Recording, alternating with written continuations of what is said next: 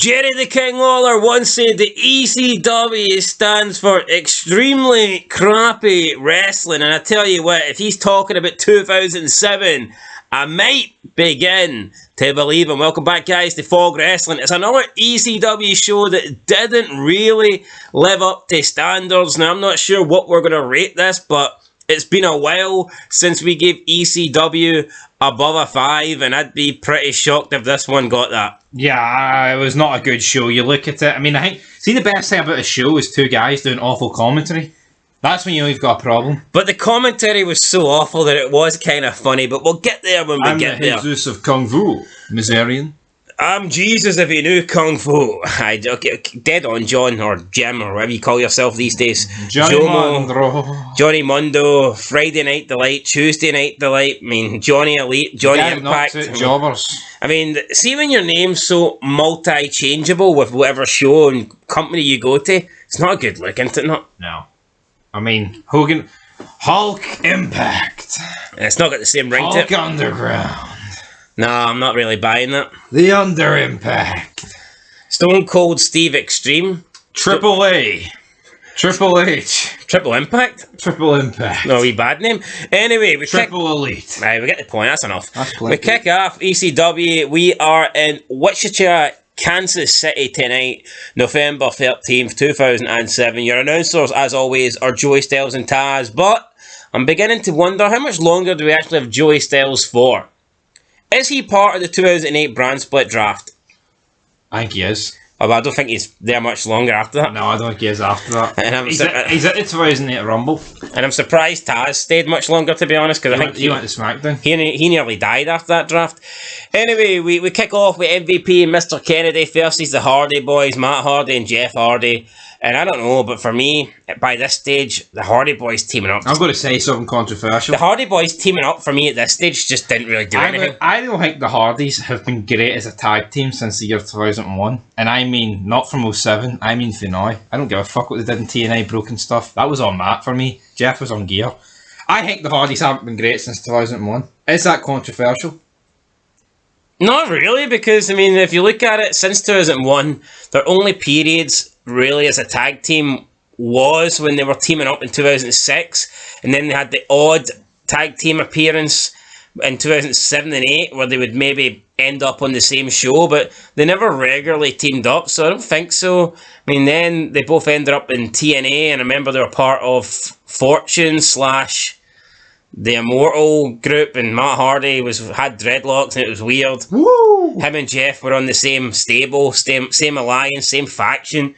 And then I guess they had a stint in WWE when they came back, but that was garbage. No, that didn't really do much. But back in the day, they were just, I know it probably helps when you're feeding with Edge and Christian, the Dudleys, but I feel like every match they were in was great. True, but like in this period, every match is like, ugh. But here's the deal, Edge and Christian didn't really team up ever again after splitting. No. And I don't know, I think it might have been better for the Hardys if they never teamed up again after splitting. I think once you split, you should probably not come back together. I mean, when they came back in 2017, it wasn't that good. It was good for the era because wrestling had already died, but it was nowhere near what it used to be. No, anyway, MVP, Mr. Kennedy versus the Hardys. Strange end to the match. Jeff nearly dies. Does he really, though? No, it was a nasty spot. Kennedy throws him and he lands like half on his shoulder, half on his neck. I've seen Jeff Hardy have way worse landings than this and continue the match. Well, yeah, but it was Matt, like, I think he would have just died on the outside. He gets thrown in the ring. That's how Jeff wakes up in the morning. MVP pins him 1, 2, 3. Kennedy gets a chair. He goes to hit Jeff and Matt. MVP takes the chair off of Kennedy and he's like, "That's my partner." And that's it, really. MVP's like, "I got your back." And he walks off. MVP has 2 titles at this point. Tag title and US title. Could you imagine Jeff Hardy doing the intro to American Dad, but it's American Meth Head? Good morning, Meth. No, I'm getting out of bed. Jack and heroin. No. That was a bit fucking random, was it not? It was. I just pictured it in my head and I thought I had to mention it. Up next, we had Matt Striker calling out Big Daddy Fee. Well, you're not calling it Big Daddy Fee, but he was calling it a buffet car for Big Daddy. Why is he not there, Big Daddy Fee? Why is Big Daddy Fee part-time?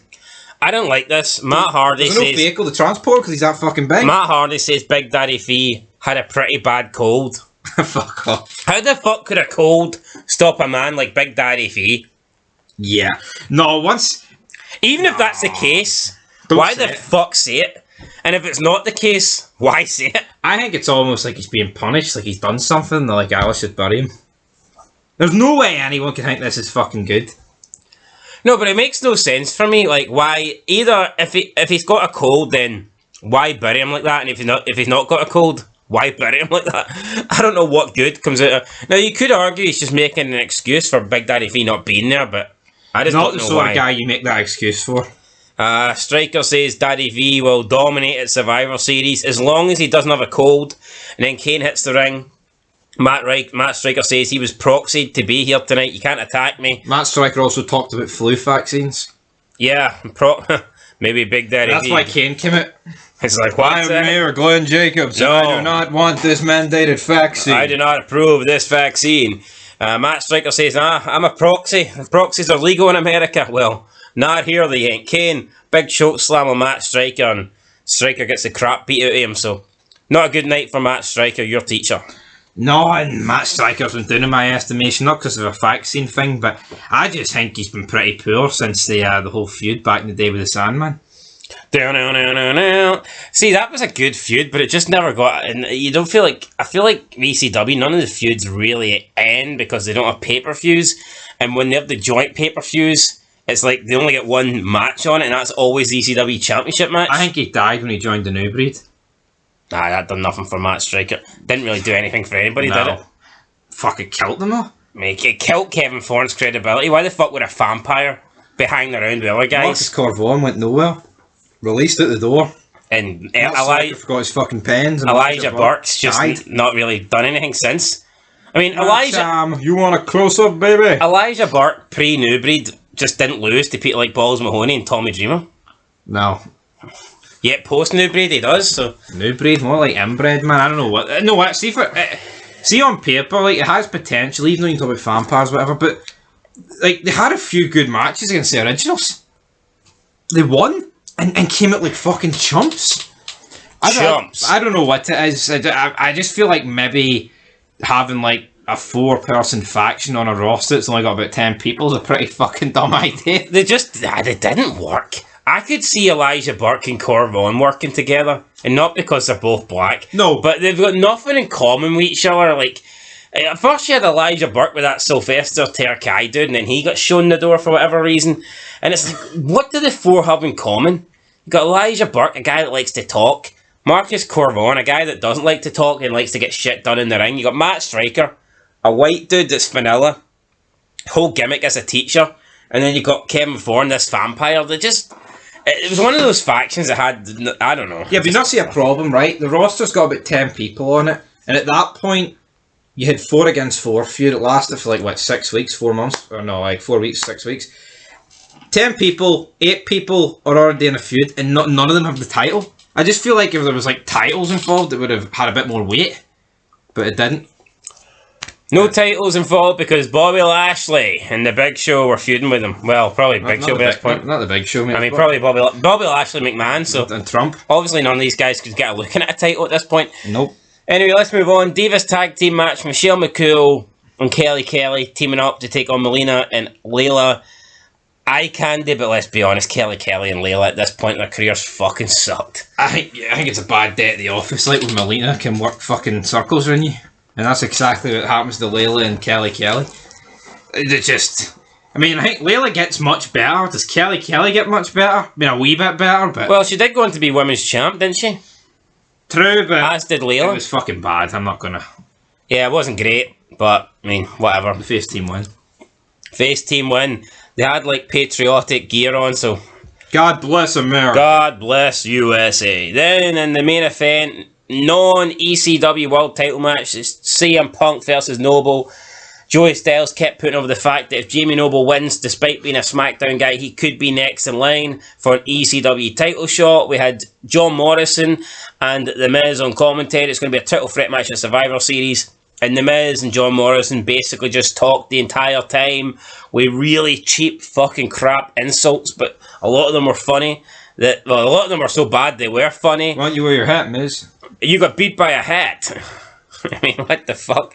Then Morrison's like, yeah, you're right, I did get beat by a head, I didn't get beat by Punk, and it's Morrison says that he's Jesus, but with Jesus knows Kung Fu, and it was just a lot of fucking shite. Yeah, you know what? It was great, the commentary, because it was that bad, but it just made the match feel like shit, and I think this is proof that McMahon is not doing the headset on ECW commentary, because I think he'd have fucking lost the plot if he was. And the thing is, it was actually a decent match, but who cares? I mean, fuck. Jamie Noble put up a pretty good showing. He did, but when you get these two blabbering...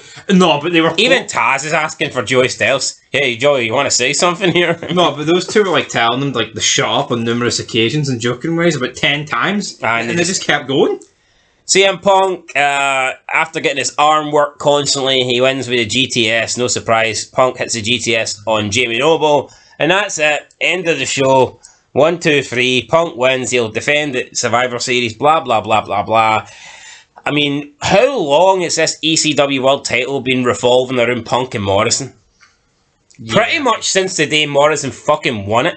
Which is a long time ago. So since Benoit killed himself, the feud for the belt has been Punk versus Morrison. Now, we have had a couple of non-Punk Morrison ECW title matches, but the next week it goes straight back to Punk and Morrison. Yeah, and that's 5 months. So... Sort the game out, man. Give us Chavito. I know it's a small roster, like, but I mean, come on. I think John Morrison's had his chance. Get somebody else in there. Get somebody else in there. I mean, even the Miz, it's like seems like he's not been a part of it for 5 months. As long as we don't hear this fucking commentary anymore, I'll take it. I get there's plenty of people. Well, it's not really plenty of people. Like, I don't know, fucking give Kelly a shot or something. Give anybody a shot at this ECW title. I mean, there must be somebody on the roster. Balls Mahoney. Tommy. Put him in there. Down. Tommy Dreamer. Anyway, you know what? There was nothing overly bad, but the thing that was overly bad was actually pretty funny. Oh, the tag match was pretty shit, like, I'm not going to lie. I'll give it a 3 out of 10. I think a 3 out of 10 is a fair result. I mean, it's just... ECW, it's already dying at this point. I remember we watched an episode in 2009 and it was fucking atrocious. I remember that. Aye. Tiffany GM. Yosi Tatsu. You know what? I actually think people underrate, though, the first year and a bit of ECW. I think 2006 was good, and then I also think people criminally underrate the Bobby Lashley McMahon feud. I think Benoit. I fucking blame Benoit. The guy killed this. He did. Ever since Benoit died, ECW's kind of went to shit. Makes sense, though, for ECW to go in the back burner since that happened. I mean, realistically, though, I mean, obviously, like, Batista and Cena are bigger than Benoit, but say, like, you know, a similar level of star on Raw and SmackDown committed it leaves a hole in that division. But with ECW, it's just never going to get replaced. They're never going to replace a Benoit-like star on ECW. I know, but I don't think with Benoit being alive, I'd be saying, oh, this was a 7 or an 8 out of 10, like. Yeah, but I think Benoit, I think Benoit against CM Punk for the belt is better than what, like, I mean, Benoit having matches against, like, you know, The Miz, Morrison and Punk is better than what we've just seen for the past 5 months. I think Benoit could German suplex Big Daddy V. Benoit against Dreamer in a hardcore match would be good. Benoit versus Big Daddy V? Yeah, why not? Benoit versus... World's largest pancakes. I don't know. Anyway, guys, that's it. We'll catch you in the next one. 3 out of 10.